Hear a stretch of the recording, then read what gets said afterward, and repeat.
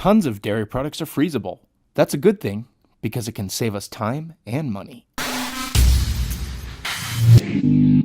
Let's start with milk. It can be frozen for 1 to 2 months. So next time there's a sale, buy it all up and stuff it in the freezer. You can thaw it in the refrigerator after about a day or two. The milk will separate after thawing, so give it a little shake.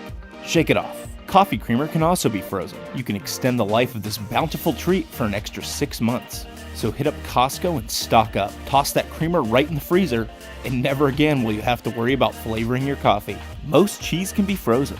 However, freezing cheese can also affect the texture. Thaw the cheese in the refrigerator before using it. Block cheese becomes dry and crumbly when it's frozen.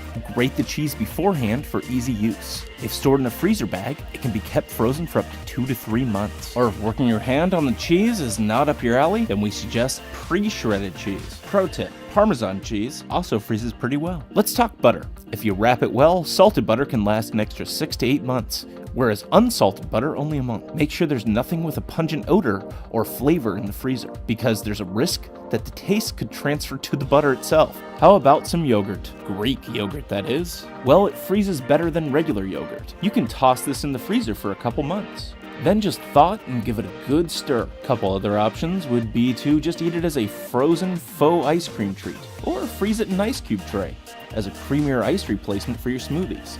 And here's a pro tip: freeze some Go-Gurt and pack it with your kids' lunch to keep everything nice and cool.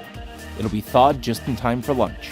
Full-fat cream cheese can be frozen with varying results and texture changes. After thawing, use it promptly in baked dishes or dips or sauces. Although eggs aren't technically dairy, you'll often find them in the dairy section, so we'll include them. Crack 1 egg into each ice cube tray. Once they're frozen, pop them out of the tray and package them in a freezer bag. Now just toss them back in the freezer. This little tip is especially handy if you have a recipe that calls for 1 single egg. As always, thanks for stopping by, and we'll see you next time.